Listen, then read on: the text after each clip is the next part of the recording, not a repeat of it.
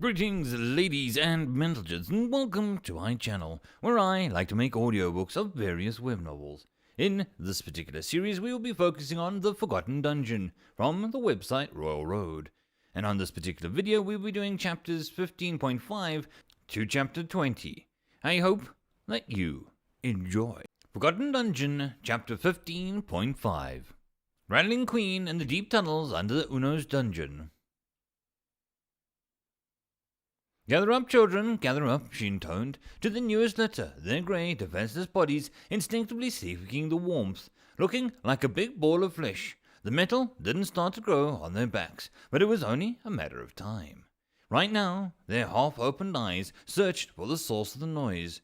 But while eyes of the small rats were still weakened, their minds were already working at full speed. Such were the boons of being born in rattling. Small bodies crawled forward slowly, but with stubbornness. This batch was sired by the strategist, it shows, as they seemed to be a bright bunch.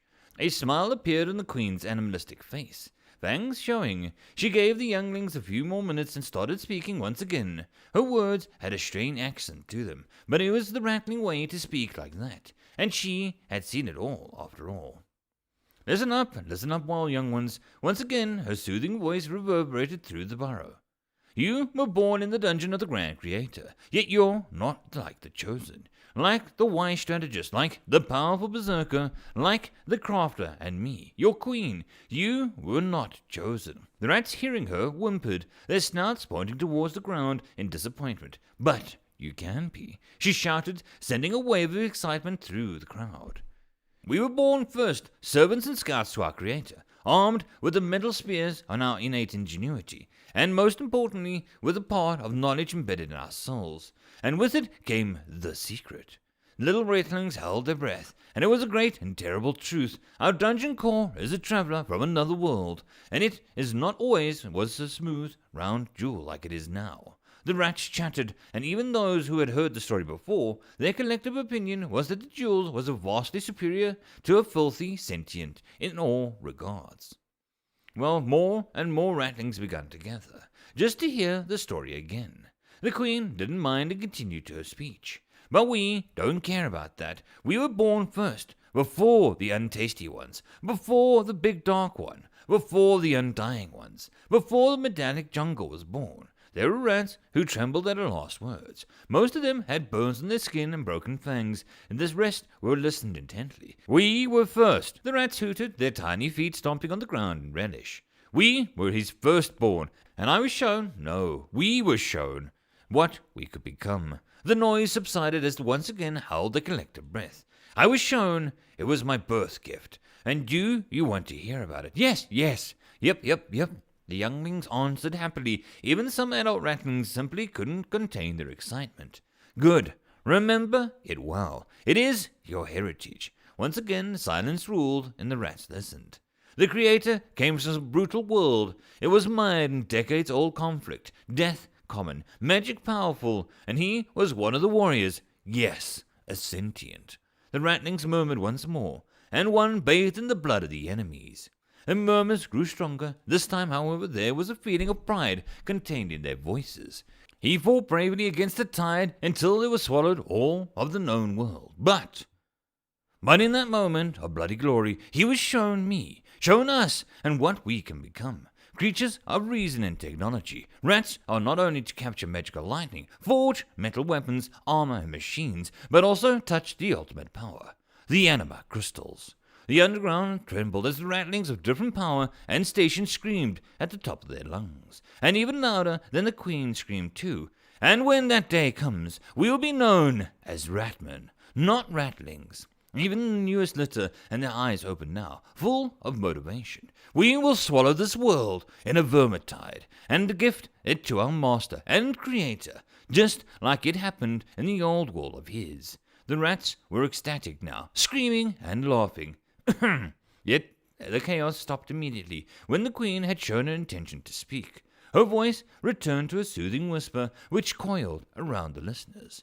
"So remember these words, younglings, and grow well. Train in battle, learn tactics, shape new metals and materials, learn magic, and accumulate power, and give it all to the burrow. She screamed in the end, and the young ratlings responded in kind. Their muscles fully developed now, if not covered in fur and metal. After that, they trotted away in full vigor, already taught where the training halls were located. Only the queen and the tactician remained. Another successful batch, he laughed in delight. They're good little rats, the queen nodded in response. How's your skill doing? There was a small gain, but it's still not enough to level up. The name changed, though. Well, since it wasn't really brainwashing them, it was obvious that it would change. Glory to the Creator is a better name in my opinion, and yet my knowledge of the guerrilla tactics stays the same. The others aren't any better, you know. You need faith in order to evolve. Or a warp stone, he answered with a toothy grin. Please call it anima, otherwise the Creator will find out. Yep. How are the others? And how can they be? Working hard for our future. The scientist is experimenting, the crafter has got his paws in some new materials from the dungeon. The berserker trains, I guess. He has little bounce against some of the Libras in the large room. Mage tries to weaponize electric fruits, and the mechanic... Her face twitched with mirth. He tries to force the metal monstrosity to work as his mount. He shook his head, and that guy isn't dead yet. A sigh escaped his fang mouth. The rest... We're training our poor usage tactics and fighting in groups, all in order to ask the Creator about the anima crystals. How are you even sure they exist? He asked, tilting his head. I saw the Queen's eyes began to glow. They were glorious. Whatever you say. With that, our secret council is complete. Now we need to wait for the opportunity to present itself. That we do. Both ratlings laughed in the darkness. Uno. Congratulations. Unnamed hidden boss position has been created. Your unnamed hidden boss has been set to the secret council. Wait, what just happened? End of chapter. Forgotten Dungeon, Chapter 16. Uno. What the hell was that announcement? A hidden boss? A secret council? Why wasn't I informed? I mean, I was, but the contents were lacking. Why were these things happening in my dungeon? It's not all bad, I know, but hell, there was another power in my turf, and I couldn't even tell who's behind it. Well, not like I can't use logic to uncover the truth, after all. There aren't that many types of monsters in my domain. Libras are out considering their stupidity. Maybe if one or two had evolved to change in some way, then I would consider it. But for now, my expectations are low. Drones? Nope, they're even less intelligent in the first place, and just machines created for one purpose in mind. Ratlings? Get real. They're rats, small, weak, and breeding quickly. The perfect cannon fodder. On the other hand, I saw a few of them doing weird things before, like the one who tried to wrestle with a Libra, or the second one who rode the decapitation engine. It was more of a rodeo than a real riding skill, though. So yeah, no. Jonathan, while he has power, and a hidden boss should ooze power in my opinion, the hidden parts was bugging me. He was my normal boss, and why add something on top of that? Also, I looked at it. A gigantic dark knight is just didn't fit the bill. And there weren't many creatures besides him.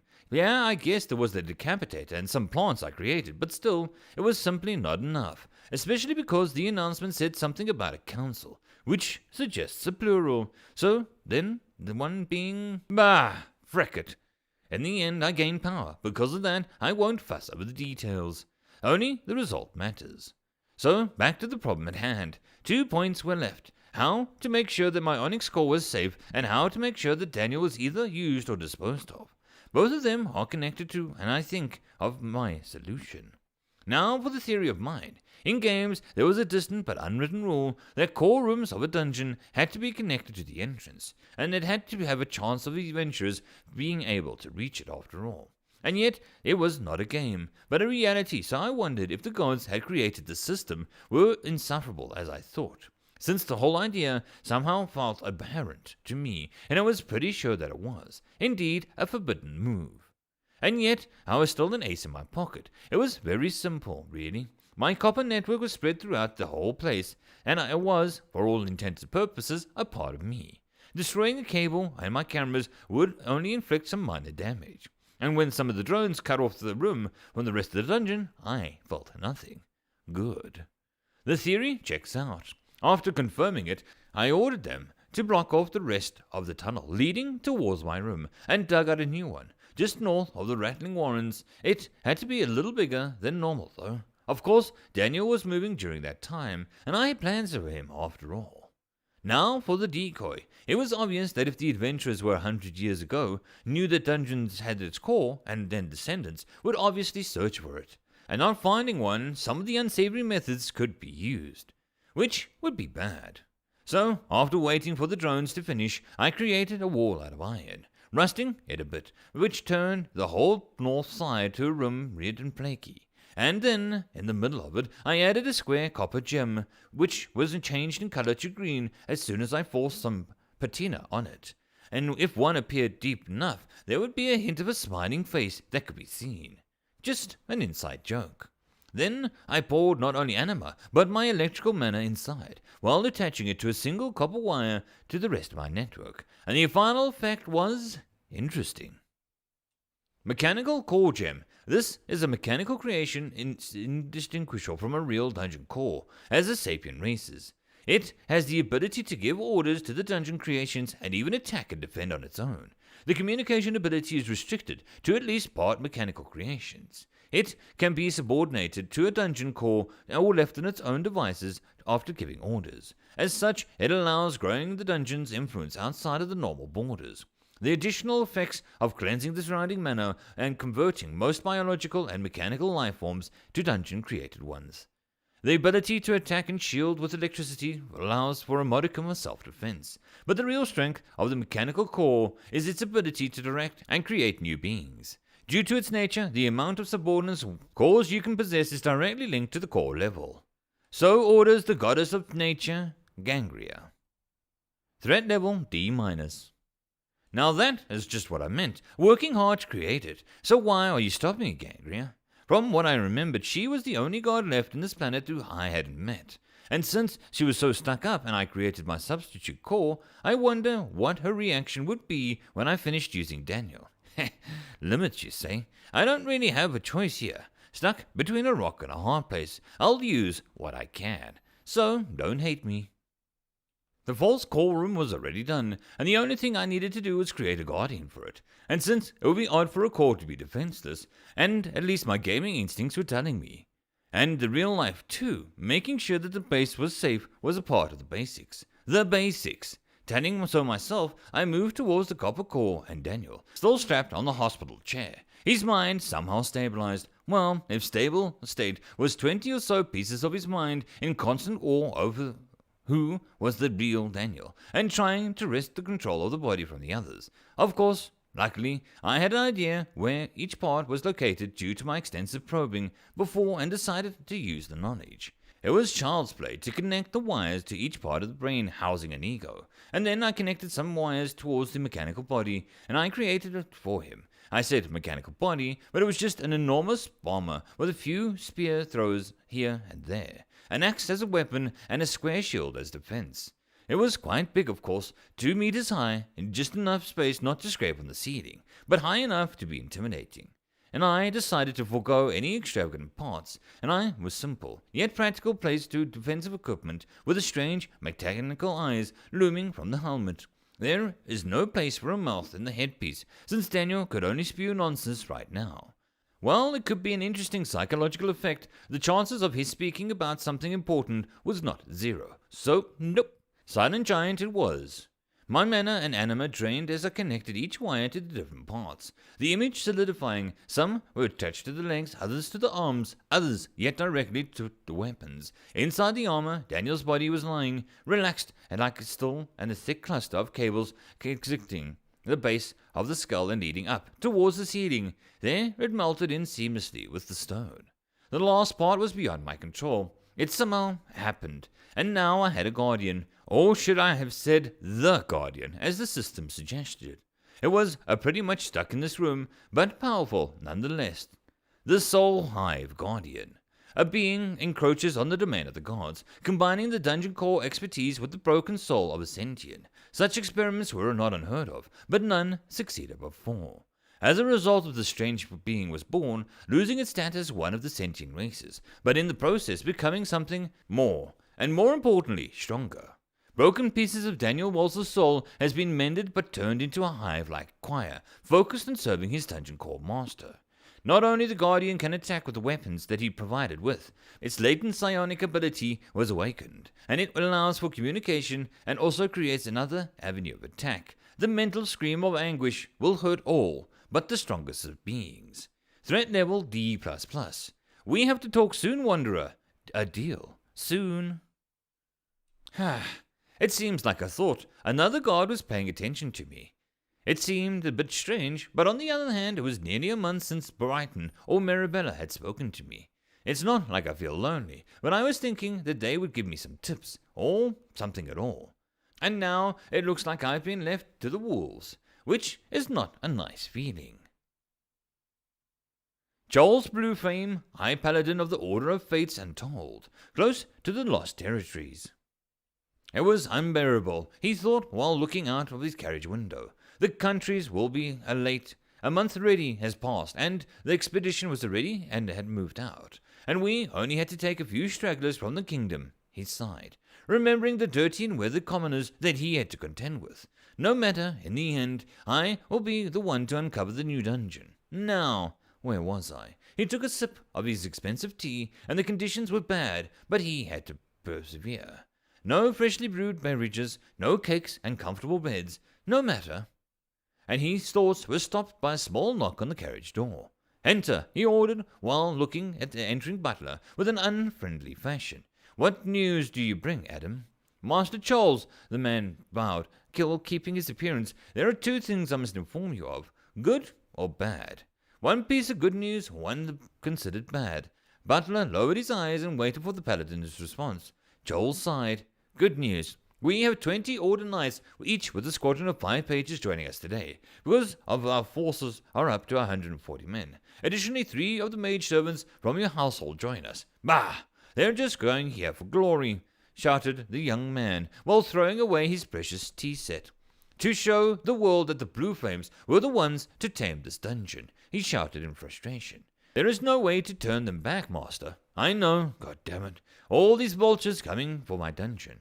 Is this with good news? Then what do you consider bad?" He turned while wincing. "We have a delegation from the rangers of the Lunar Kingdom." "Ugh. Not the tree huggers. What do they want?" "Let them in," he said helplessly, sitting down in the carriage, trying to look serious. The door of the carriage opened, and a large man wearing animal skins entered. His eyes wandered for a moment, and Charles Blueflame was sure that a spark of disdain appeared and immediately disappeared in his eyes. "Yeah, well, frick you too, barbarian." "I'm called Bino, and I'm an 8th level druid in the service of the Scouting Legion," he said, with a deep voice. The butler standing in the back looked shocked. 8th level was nothing to scoff at, after all. "Charles Blueflame, High Paladin of the Order of Fates and Untold, and a noble of the Gaynard Kingdom. I assume that you are appeared in our camp to exchange pleasantries?" He knew it was rude, yet somehow this barbarian was easily getting on his nerves. "No, that was a rhetorical question, you idiot," internally screamed Charles, and then the bigger man started to recite something from memory. "In accordance with the North Kingdom Alliance, I beseech you to help us with the extermination of a Death General, which has been spotted by the Walser Castle ruins. Do you accept?" The young noble could have sworn that there was a hint of amusement in the druid's eyes. "I accept," he sighed. "Well, frick, a detour then." End of chapter. The Forgotten Dungeon, Chapter 17. Uno. Most of the preparations for the surface were already done. My core was safely stored, the fake displayed in its flashiest way possible, and a guardian made. There wasn't much more that I could do. Maybe some finishing touches here or there. Upgrading the drones and levers in the spare time. I was consciously trying to delay the inevitable, breaching the surface. There was not choice, I knew it, being blocked from any further progression otherwise, but the simple knowledge that it couldn't be undone. It was like defeating in an RPG when I was greeted with an ominous message, "You are reaching a point of no return." It would always force me to run around, checking the smallest things that I might have missed, to get the full experience, otherwise locking behind some dreadful words. Of course, the situation was totally different, but I couldn't help myself. It was something that I was used to doing after all. And that's why the drones were getting a small overhaul, while I wondered if there was anything else that escaped my mind. I was hesitating between making them sturdier and adding a layer of stone, or focusing on damage by reinforcing their arms and legs into a more spiky appendages. In the end, however, defense won. They weren't made to attack adventurers, but rather to keep the dungeon in the best shape and dig even deeper. The system in turn acknowledged my changes as a different monster race. Stone Anima Drone. Dungeon drone made from iron and stone by a strange dungeon core. It has a basic ability to move, function, excavate and transport and attack. It is slow and very durable, as it usually stays passive even when attacked. It uses claw-like arms to dig and scoop-like appendages to gather materials. All drones are connected to each other, making them one large organism. Drones are incapable of moving outside of the limits of the dungeon core influence that spawned them, unless their modifications are included. Threat level E. There was now slower but more durable. Good trade. In a few hours I was forced to change all my drones, turning them into a bit more formidable monsters. There was also an idea that was given months to most loyal soldiers, Libras, but I was getting started on it when a familiar mana swirl in my dungeon. It was, of course, a type of energy that the gods used, and since one specific goddess wanted to talk to me, the result was clear. Gangria was coming. I relaxed, waiting for her first words, and my non-existent heart nearly stopped when something manifested in my core room. In my real core room, I might add. The air changed, and suddenly the influx of mana swirled in the middle of my room.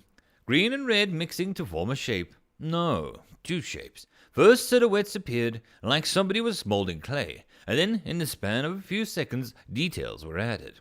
Like some painter decided to create two girls out of thin air. They appeared, and their first reaction was to look with the same crooked smile at my bare dungeon room.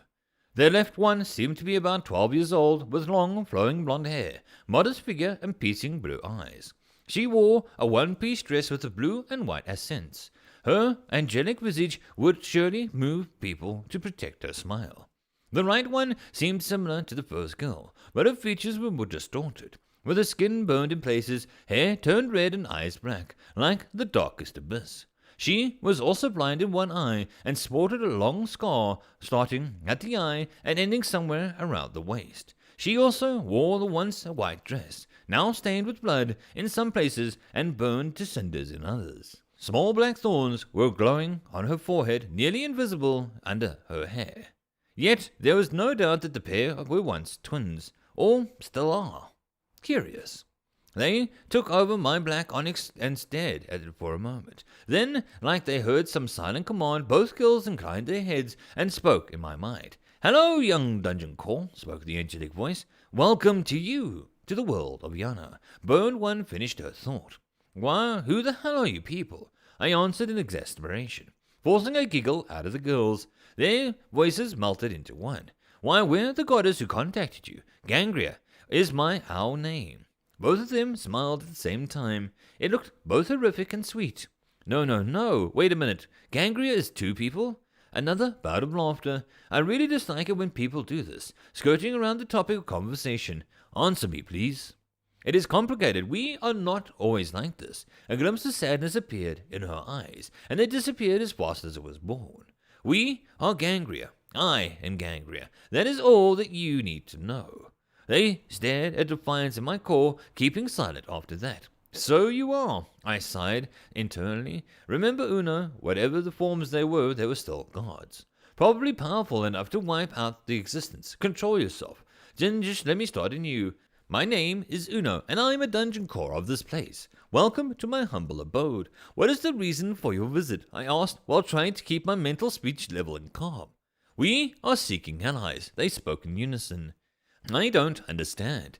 If I had a head, I would be shaking it right now. Aren't gods on the same side, trying to save civilization, to push back the savages?" Their faces were turning dark with each word. In a flash of inspiration, I added, "to keep the system in place." My last word seemed to be a trigger. "System? Their precious system." A scream, shrill and powerful, reverberated through my room. "They stole it from us, forced it on us. Traitors, thieves, egotists." Their screams continued for a while until both girls finished with their performance. and my minions were getting stressed out, since it seemed their emanations weren't blocked by iron, stone, nor dirt, echoing in their heads. Let's start from the beginning. They seemed to calm down already, so I just listened. First, gods need faith to live, and to perform miracles. Do you think that civilization lacking nothing is the perfect state to gather faith? They asked, staring at me. No, I don't think so.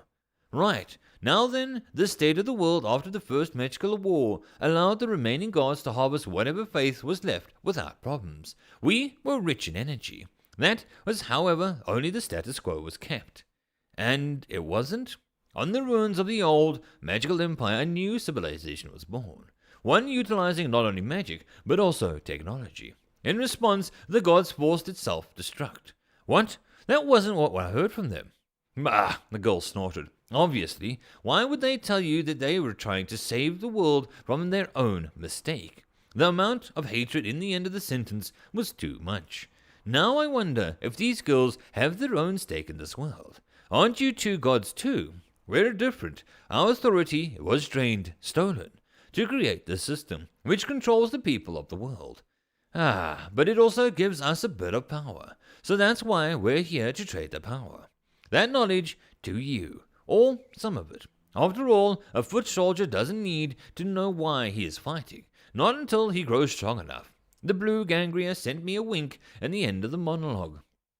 Well, I must say that there is no evil knowledge or technology, only the purposes it was used for, and I certainly wasn't going to let this chance slip by. More so because my guardians were leaving me out here alone without any help. If not for Daniel, I would be completely in the dark. And now this whole situation grows more and more complicated.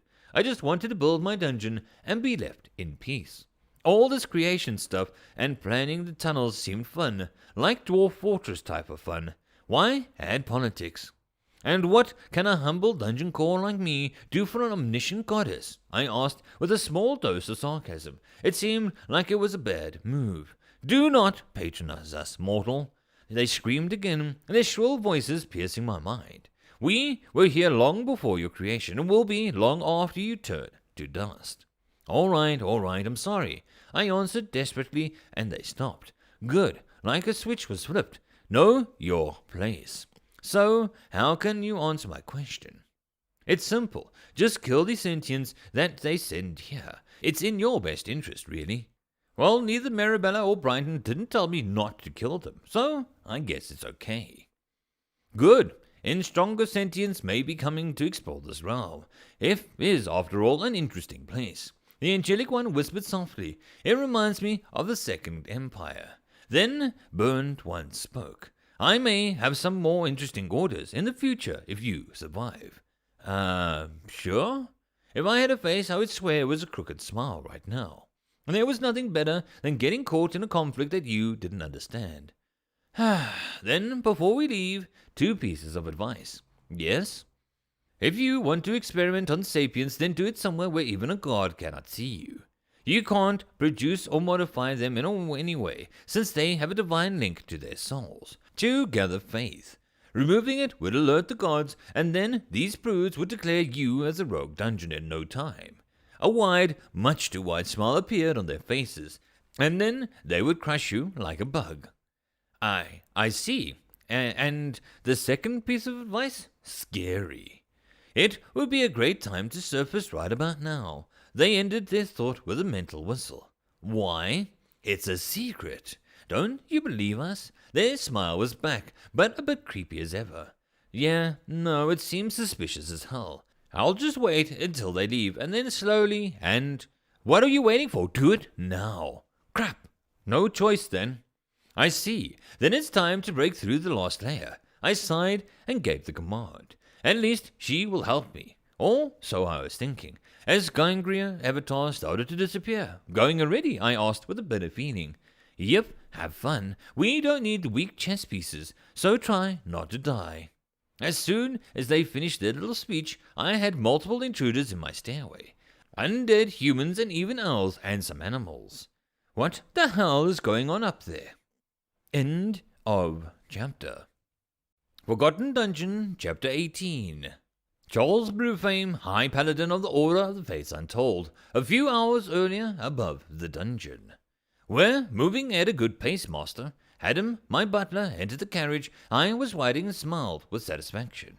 All according to plan. In an hour or two we'll arrive at our destination. Ruins of Walsall Castle, and join up with the half-elves. I knew that it was his skill talking, but his innate love for precision was the cause of it being born, not the other way around. After all, any skill is only an extension of oneself. Good. Now, can I have you tell me our predicted force composition? I asked whether outside was certainly cold, and just like the Badlands usually were, I already missed my warm house in the capital.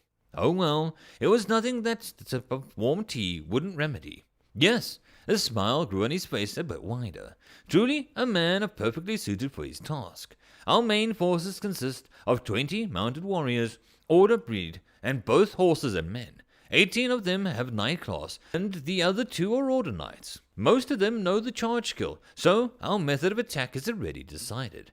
Levels are varying from 5 to 7. Their followers, the pages, are a mix of classes. We have heavy infantry, shielders, and weapon users, with the usual combinations of shields and weapons and skills in tow. Not very useful, as their levels are between 2 and 3. 4 in some singular cases. But they will stop the enemy charge when needed. Lovely. Having access to the heavy armored front lines is the best. They should hold on long enough for the mages to fire their spells. Remind me who was sent by the main house? I pursed my lips in disdain. Fame seekers, all of them. But I can use what I can. After all, there should be no problem if a few of them heroically die in a strange arrow or spell. More glory to the Blue Flame house. My lips twitched in a smile. 3 Inferno mages were added to our forces. They each have an acolyte, most of the flame type, by their side. From what they said, all of them boast enlarged area effects as their main skill. Every single one of them is a 5th level magus. It is unknown if they have any other aces in their sleeves. He bowed quickly. There wasn't a chance to use the artifact, since I suspect that they already were warned about it. Bah, Inferno mages, the lowest of the low, I fumed, while taking a pipe from the counter and lighting it out without a tinderbox. No spell needed, just pure mana manipulation. That was real skill, not some measly AoE knowledge pumped into and forced up levels. Children read up to fill the ranks, and of course they knew my family loves stabbing each other in the back. Not everyone can boast a unique class as an Ifrit mage master, or 2 skills by their name, or having a level 10 in their class by the age of 25th winter. Adam bowed while lowering his head. He knew well how to appease me. There are, however, complications. What now? I groaned, knowing that whatever he called a complication was a full-blown disaster for any other person. Our meeting with the elves is due this afternoon. Their forces shouldn't be too big. 20, maybe 30 rangers, and some druids, of course. I would be wary, however, of those 2 invoked the right of the Alliance. Their levels are fairly high, and I assume that their subordinates would be stronger than usual. Ricker and Bino, right? I asked within thought. Oh, that's unusual, master. Did they catch your eye? Yeah, somehow. Especially the half-elf. I feel like he already advanced to his 2nd class. Oh, that's fast, especially for a half-blood, master. Are you sure? No, that's just my intuition speaking. It's not like we're granted an analyzer while on this expedition, right? Not even mentioning the checking people's statuses without their consent is considered a crime. We looked at each other and then started to laugh. So, did you check? Yes, master, but please remember that the data from our artifact is limited. Only name, class, level, and skill name are displayed. It's still adequate. I breathed in smoke, and a herb was used mainly for relaxing properties. It somewhat kept my temper in line. Tell me, I demanded.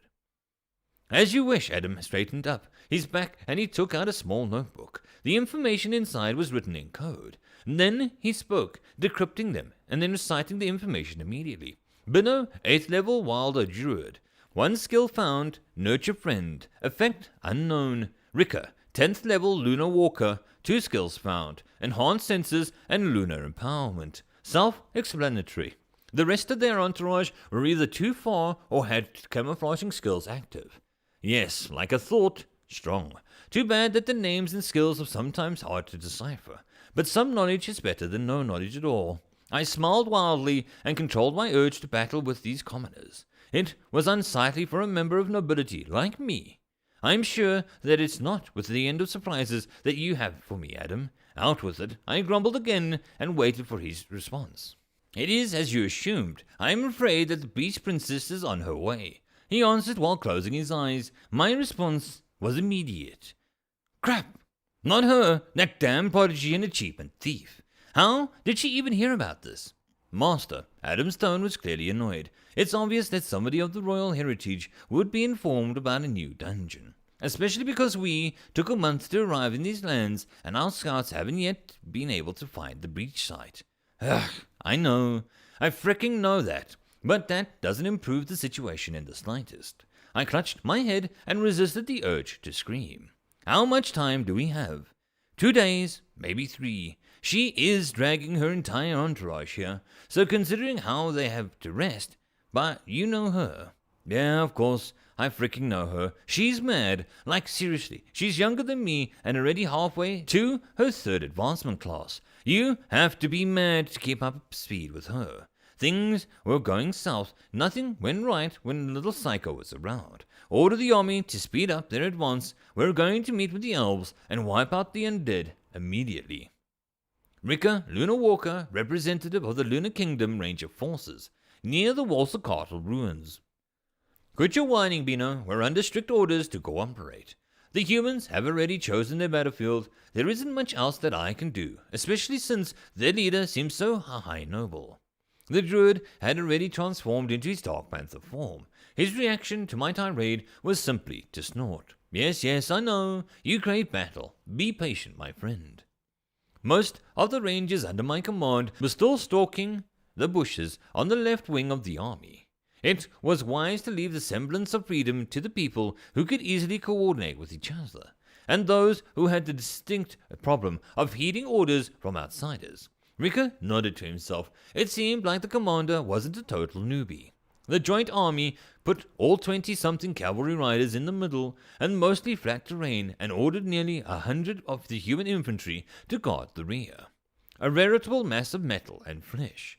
Like most people from the Gaynard Kingdom, they preferred a heavy armor and even heavier weapons, but kite or tower shields wasn't a rare occurrence either. And they weren't able to hide from their enemy. Neither did they care about it.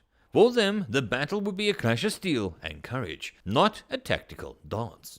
On the right wing, another 40 infantrymen was walking forward while crushing down the feeble vegetation. Rika could see the runners flow in and out of their formation. Young men arriving and left from this position with each passing minute, confirming their movements. Rika's 30 or so rangers and druids were moving like ghosts in the wind, so they abhorred the attention that the couriers brought to their ranks. Not that it mattered.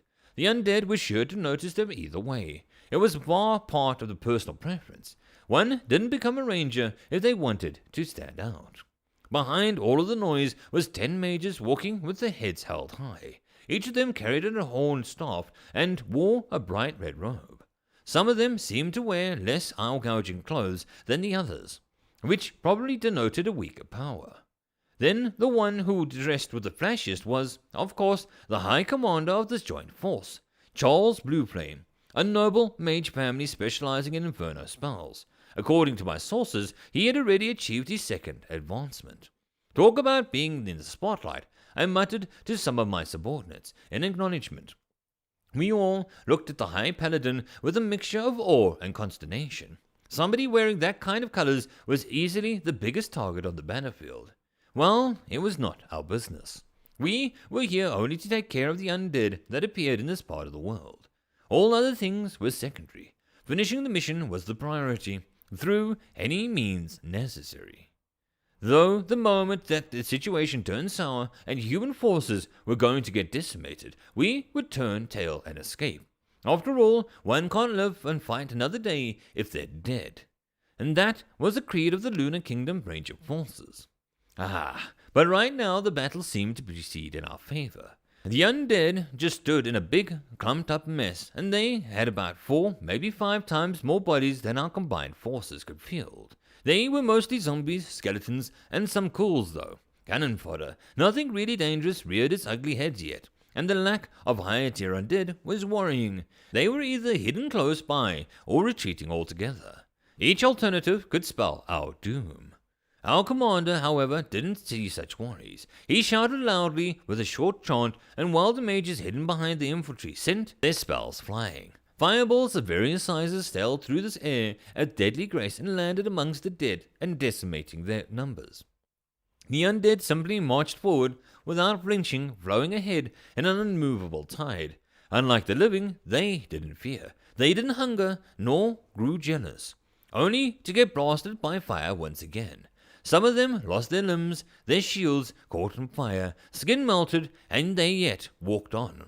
My rangers shot their weapons, and they dealt minimal damage. Bows were a poor weapon against this type of foe, after all. 3 volleys later, and they switched to melee. In the middle of the human cavalrymen charged forward, moving down on their enemies. Their impact was great, cutting deep into the enemy lines, and the undead, however, didn't want to stay down. Even lacking limbs, they crawled forward and bit, trying to drag the knights to the ground. It was then that the Death General appeared, and it was an elite unit. Dark Knights armed with badachis, spears, and hooks. Many types of pole weapons were present, and the situation stabilized for a moment. But then 2 mounted warriors were taken down and pretty much turned into ribbons, and the noble leading lost their cool and ordered a charge. Infantrymen screamed in response and ran forward, eager to slaughter their enemies.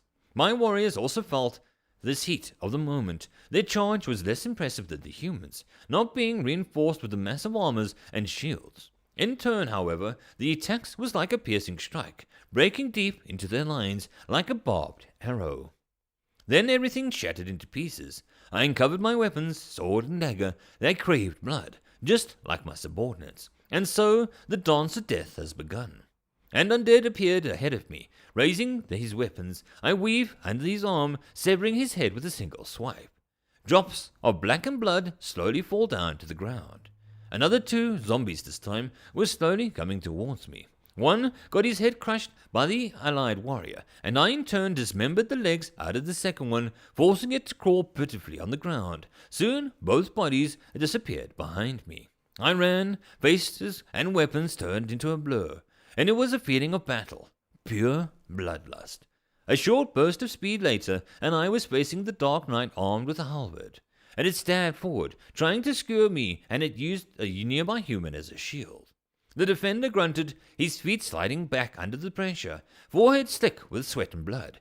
His enemies focused on the new opponent, and I slid under his guard, forcing my dagger into the slits of his helmet. He roared. The damage was forcing him back to lose his steel weapon. In his case, his enhanced intelligence was counterbalanced with a sense of pain, and it all worked out in my favor. The human trooper roared too, attacking his now defenseless foe.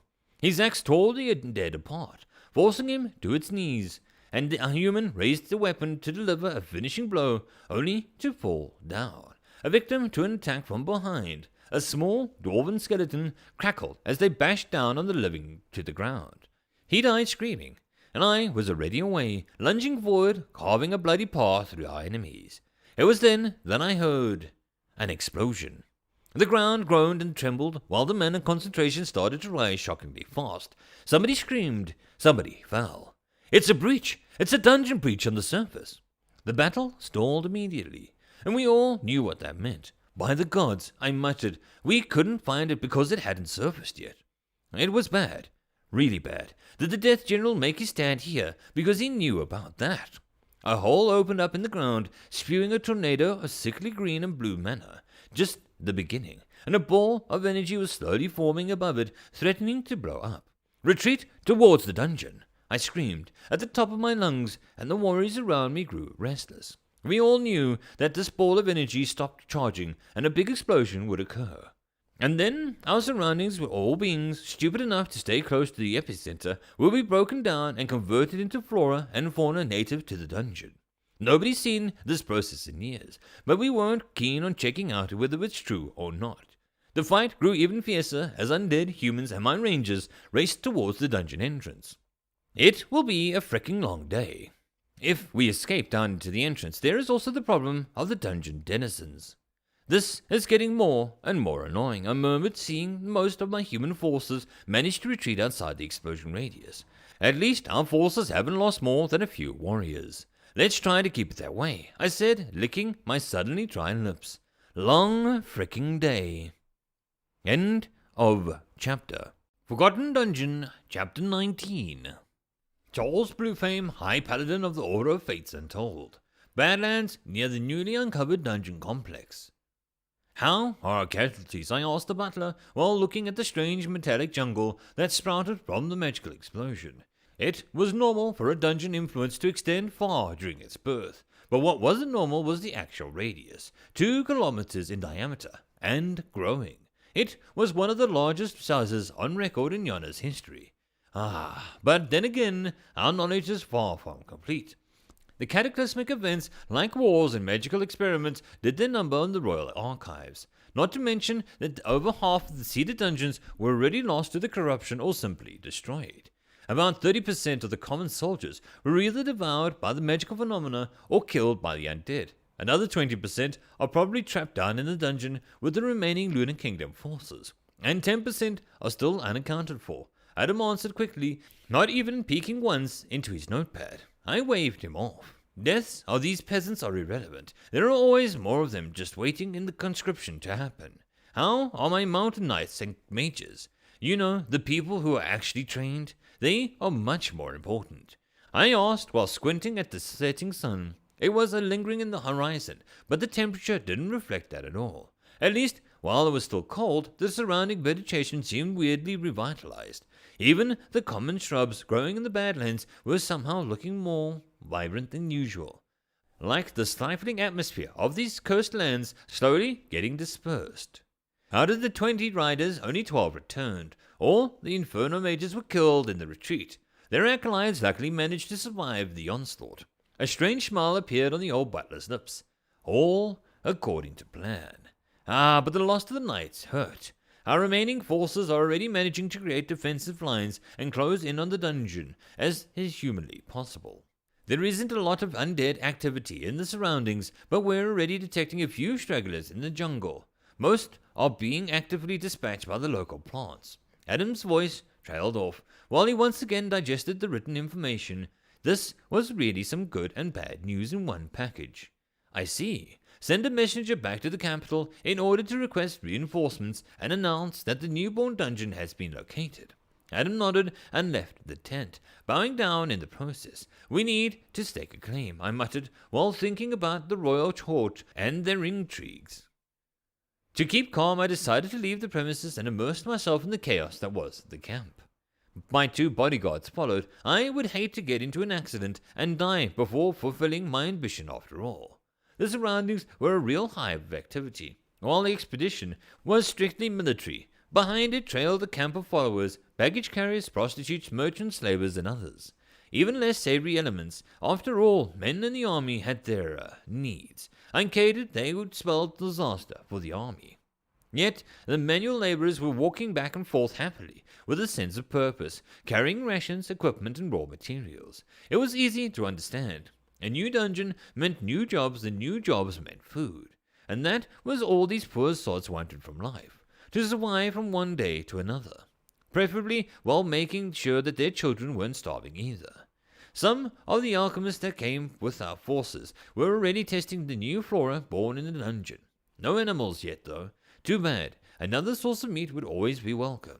The feverish faces of these lunatics indicated that something interesting was going on. Yet I wasn't all too keen on knowing what exactly it was before they were done with their explosions, especially because the sheer aggressiveness and vitality of the new plants were staggering. It was a dangerous combination for anyone still treasuring their limbs.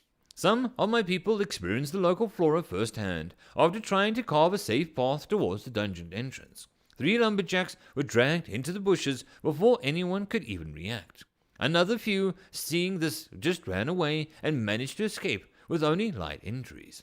Nobody managed to cut down more than a few trees. Not that there were many volunteers after that. People were already calling the thicket the Silver Forest because of how the place looked. However, while the name invoked more calm and a relaxed feeling, in reality it was anything but. At least the whole place was consistent. Most of the plants we found had distinct metallic colors. Probably the dungeon influence. That was not counting those cursed pus-yellow flowers, which exploded with a cloud of acid that slightest of touch. These frickers were something else entirely. They earned themselves a special name too, boomers, due to their volatile nature. For now, our progress was halted, and short of bombarding the forest with magic, there was little that we could do. And since the trees felt, looked, and behaved like they were made of iron, steel, and maybe even silver, I wasn't even sure that an attack would even do much, nor that there were many voices to destroy it. I couldn't just order a purge, as the expedition was financed by a few other parties, and destroying a potential source of gain wasn't on the agenda. And just as I was pondering, as much as one of the surrounding peasants had an audacity to stop me. Sire, the young labourer bowed down. In response, I wrinkled my nose. That was another problem for the peasantry. They hated bathing. The aroma of sweat and dirt was very distinct around this man. This guy, in particular, was big and muscular, which was a clear sign that he worked physically. My distaste swelled, but I put it aside with the unease that he felt was clearly visible on my face.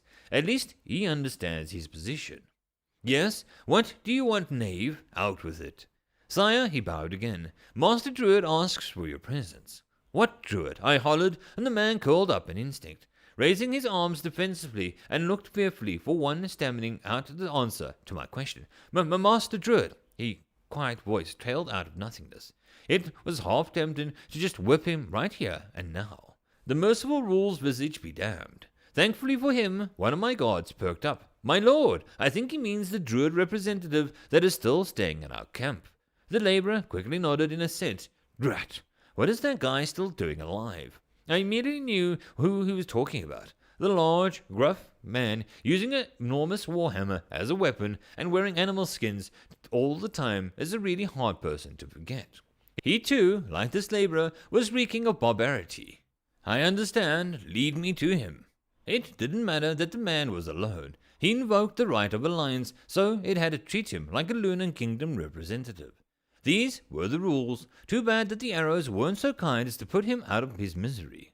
We walked briskly towards the less presentable part of the camp. There was surrounded by peasants with axes, stood and said Druid, intently staring at the silver leaves. Only after I coughed lightly, he turned his attention back to the humans. You're the Gaynor Kingdom representative, he asked suddenly. Yes, my name is Charles Bluefame, High Paladin of the Order of Fates Untold, noble of the highest order and a fire mage. Be no druid, he answered laconically. So, for what reason did you call me here to this dreadful place? I asked, looking around intently for something out of place, not counting the silver forest trees, of course. These plants, yes, they're weird. I had to bottle up my urge to scream, no duh. Who the hell would think that these plants were made out of iron, silver, and God knows what else weird? Some of my thoughts must have leaked to the surface because I saw the guards shifting in a chuckle. I will deal with you later. We know that, I answered, with the calmest possible way. No, the druid shook his head. You don't understand. Then explain. I stared at him for a moment and unwillingly added, please, and he nodded his head immediately. After what Bino just stared at the plants for a few minutes, and I could feel my patience running thin. Not only was I dragged here, but I also had to wait. Sighing in exasperation, I searched for a comfortable spot. Both of my guards also sat down nearby, hands near their weapons. The lumberjacks were still standing around, though, unmoving. Then, after what felt like an eternity, he spoke with a quiet bass voice. The trees and the other plants out here won't respond to my calls. They're part of nature, and yet they are not. There is no connection between us. It is an uncanny thing. I can feel their pervasive anger, but I cannot calm them down. Even now they scream and lash out with all of their might. He took in his surroundings and suddenly saddened. I am afraid that the only way through this forest is to burn them or cut them down. Bino exhaled, tired by his standards monologue. I see. Are they sick then? If they were, I could very well get a hold of enough firepower to flatten this place altogether. Alchemists be damned. No, they're just different. He shook his head, and this time, at least, I didn't have to wait for ages for his response. Also? Yes? I was slowly figuring this man out. Without constant prodding and dragging him along at the conversation, it just would stall. Their manner feels strange. Hungry. Oh, so it wasn't an illusion. What? The steward this time asked. Many answers, unlike his, was immediate. I know that all dungeons convert mana, both tainted and pure, into their own, but I thought that it was too soon for this dungeon call to start already, and yet here we have it. The druid continued to stare at the wilderness for a few minutes, and he didn't say anything else. I decided to leave, but as soon as my group stood up, then he spoke again. I would beseech you to start moving towards the dungeon entrance. My companions are there, waiting for rescue in dire straits. I'll do whatever is in my power to help them. I gave him a solemn nod and a safe non-answer. I see, he grunted while petting his dark panther that came out of the darkness. Our messengers were also dispatched, he said, staring into the eyes. Oh, so he isn't just a dumb brute. We left in a hurry, and soon I arrived at my tent. Adam was already waiting. Master, he asked worryingly, it seems like we have to redouble our efforts. Change your plans, then. Yes, the Lunar Kingdom is already asking for reinforcements. We have to reach the entrance before them. It's crucial. I understand.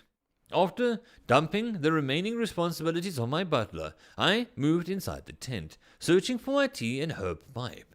I had to relax, but the situation was growing more and more stressful, and the time window before Beast Princess Agnes Gaynard arrives was growing shorter and shorter. Just as I was thinking, the sickly sweet voice I knew all too well resounded from the entrance. Charlie! Well, hello there. I heard that you were awfully busy, and I rushed over here to see your gallant form. Broke a horse or two, even. The owner of the voice rushed inside, guards letting her waltz in without any problems, and here I find you relaxing and smoking. Maybe there are some wenches under your bed. The girl asked, and was really looking under her sleeping space. I think there is a need of a little lesson, don't you think? She came closer and closer. While I tried to formulate a response, I was just shrinking in primal fear. This response was already beaten into my soul. Agnes Gaynard, the genius, the monster, the flower of the battlefield, and also my crazy battle junkie fiancé had already arrived. End of chapter. Forgotten Dungeon, Chapter 20. Rika, half-elf ranger, part of the Lunar Kingdom Expeditionary Forces. The first room in the unnamed dungeon. When I came to, we were already trapped. Yes, there weren't any walls or locks to keep us in place, but seeing our companions torn apart by the jungle born from the living metal made us prisoners nonetheless. There were about 20 rangers left. The rest were either killed by the undead or managed to retreat towards the Gaynard Kingdom lines. We were too close to the epicenter, and as such, we decided to take shelter in these underground halls. Still, there was a rather good outcome considering how surprised we were that the dungeon entrance emerged. I almost forgot. Trapped with us were the 8 heavily armored human survivors, covered in wounds. One of the fire mage apprentices also made it, albeit only barely. Just as he entered the stairway, the magical phenomena we were warned about consumed the above. The rangers weren't much better off than the humans. Some had broken bones, others lacerations and bruises, and he had pierced through by a rusty sword, and now he was slowly dying from agony while being clutched and desperately cradled by his lover. This type of wound wasn't normally considered severe, but the lack of sanitary conditions, healer mages, and even curing potions decidedly tipped down the scales of survival. That's why I didn't have any attachments. They get you killed. I saw it all too often. Either you got slashed trying to defend your loved one, or he or she got mauled trying to do the same. And then survivor's guilt. Don't get me started. I sighed deeply and left the pair. They had the right to say their final goodbyes. It was time to check the surroundings, count our provisions, and hopefully find a way out of this mess. To recount, currently we was residing in a large cavernous room. The ceiling was really high up, but not far away to completely hide the weird plants growing on it, and there was somehow giving enough light to comfortably move around. Such magical contraptions were often seen in the dungeons. Some of them used glowing rocks instead, or simple wooden torches with a fire enhancement. Plants, however, were unique and worrying. It was a long-established truth that a ranger corpse at the unknown was always the deadliest, and the ground under his feet was sandy, but uneven underneath. few centimeters deep, and I could feel the rough stone used in this sort of pavement, and at least there was no traps concealed in the first room. We checked it thoroughly. This, too, was the usual occurrence in the piece of valuable information. All dungeons were trials from the gods, so a place to ponder was only right. This was just a bit of a bear for my tastes, but a large amount of space and bright light created a peaceful yet eerie atmosphere, perfect for those who would risk their lives here. The walls supporting the whole place bore marks of chisels and hammers, clear hints that the sentient races were involved. They were faded and delicate, though, which meant that a lot of time had passed since their creation. And the dungeons weren't picky when it came to environment. They would adapt and assimilate in order to create a place suited to their needs. The worrying thought was what it had already absorbed to create such metallic plants. After all, I remembered well from my teachings that there were times when an innocent dungeon devoured the site of a devil ritual or some necromantic energies and started spewing out cursed abominations, or when people started to feed it in order to produce needed resources, like the meat dungeon they created near the Gaynor Kingdom capital. It was one of the few such experiments that didn't backfire. I still shudder at night when remembering the trash dungeon, which started to use poison, rot, and crudely pieces apart of fecal matter as monsters. Absolutely disgusting. No matter. The site was too close to the Lunar Kingdom borders that such things would not be tolerated. The humans laid claim to this dungeon, but the situation was much more complicated. The whole world was watching its development with bated breath, and it was after all the newest addition to the list of dungeons. To tell the truth, the first room wasn't completely bare. Vast bundles of sharp-leaf plants were growing here and there. The silvery color was pretty eye-catching, and the dull and brown atmosphere on the entrance chamber. And of course, like it was in their nature, one of the humans already tried to tear off a few leaves of it. He only managed to get his hands cut, even though the thick leather of his gloves. Cursing heavily, he was forced to stop. I shook my head in disappointment. His companions laughed at it off. But then my men just took a closer look in order to investigate the plant. It only took him a moment, but he was already back, ready to report. "They're certainly alive, Captain." Somehow they started to call me that. I couldn't really figure out why. Yet my position was a temporary one. With a bit of a green magic, it can grow stronger. But, yes, I pressed on. It was really hard to ask the plant for a leaf or two. He had shown me a silvery knife. At least they're still really tough and can be used as throwing weapons from the get-go. He tried, his face bloomed in a smile. Sadly, it crushed his hopes. "You said it was really tough and sturdy." He had nodded and still was not understanding my way of thinking. The dungeons tend to create plants, and let's call them herbivores, in order to quench their thirst on the other monsters. And since the plants are so robust, his voice trailed off. Then how strong are the beasts feeding on them? The ranger understood my concerns and paled in fright. Of course, it's only a conjecture at this point. I nodded sagely, but please discreetly distribute the information to the rangers. Humans don't need to know yet. He nodded and walked back to our camp. Even now, Gaynor and the Lunar Kingdom people were camping in two different places. I called them humans, but in truth amongst my rangers too there were men and women of other races. Just like the beastmen and the half-elves, humans were considered the bulk of our forces. But instead of being called human, they preferred another word, freeman, to remind them of the choices their ancestors had made in the past and their constant dedication to our cause. But enough of this. I had more pressing matters to attend to.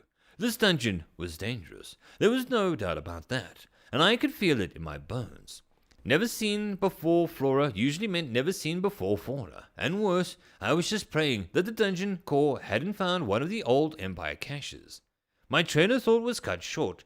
Another ranger reported to me in excitement, her rage jumping up and down as she walked. "Captain, we found an entrance proper. It's a confusing maze of small, shorter and longer corridors." She laughed happily. "And there are traps too." Her excitement was overwhelming. "Once again, Ranger, calmly this time, please," I asked while smiling at her youth. Suddenly, I remembered she wanted to spend the night with me, only to run away when confronted with my real age. Bitter memories, which she didn't even remember now. That was for the better, I suppose.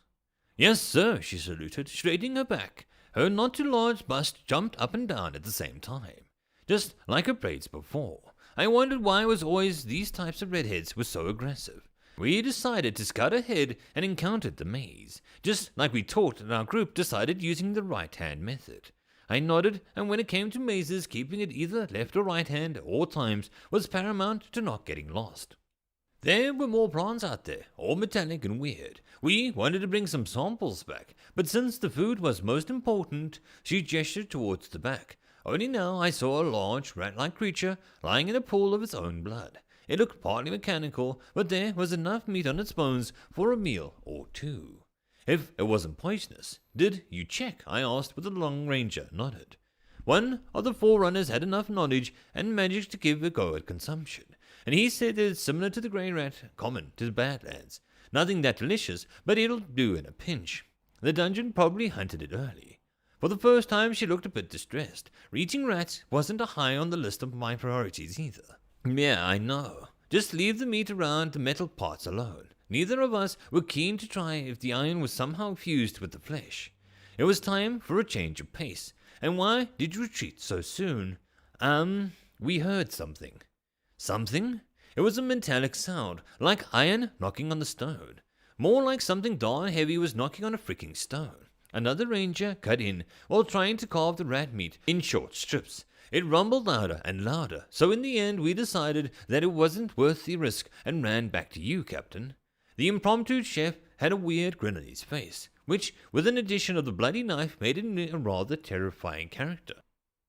Typical knife ears, good at sneaking, weak at fighting. A large man full of chain armor came out of the human camp while dragging a large Zweihander behind him. His bald head was reflecting the light and accentuating the black curly moustache. I'll tell you, guide me towards the noise of yours, and I'll smack it good. He boasted his skin had a green hue, and it was difficult to look at. It reminded him of goblins.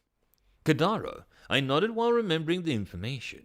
6th-level heavy warrior, decent attack and defense, a bit stupid, but also courageous to a fault. He managed to get his hands on some regeneration skill, which in turn made him unstoppable in normal fights. Good enough, I suppose. Gina, I called out to the redhead bouncy ranger. You're on scouting duty. Ulyss and I will cover the attack power. Kadara will tank and Callisto. Can you aid us with your spells? I asked the only mage amongst us. He had a pretty bad cut on his leg. But other than that, his ability to cast spells was unimpeded. The man in question gave me a long, tired look before answering. Only if I get a cut of that meat. My rations were left by the above-ground campsite. He supplemented with a bit of a blush. Because of his childish face and frame, the words of the girls in the ranger squad squealed in delight, and the red eyes glinted, but he managed to keep his anger bottled in. Please? Of course, friend. I've been back. We need you in top form after all. Noticing Kadaro's hungry gaze, I added, You're invited too, friend. Our preparations took only a few minutes, and then soon we began our walk. The adventuring party gathered under the temptation of rat meat. Oh, how the mighty have fallen. I mused quietly while nibbling on my own piece of food. This time we decided to move with the left-hand rule, and it didn't matter in the end, as the rumbling my scouts reported started to grow louder and louder. It was clear that they were being pursued. Instead of running ahead into who knows what, I ordered the team to prepare. There were traps out here, and so running ahead would only end badly with our scouting group abilities. As a large being emerged from behind the corner, one thought rattled inside my head. Who the hell puts a boss monster in the second room? End of chapter. And that concludes today's episode of The Forgotten Dungeon. I hope that you enjoyed. If you'd like to support the channel, there are numerous ways to do so, all of which are listed below. But the easiest way would be to collect forgotten souls, create new dungeons, and force them to like and subscribe my videos. Alright, I hope you all have a good one, and I'll see you all in the next video.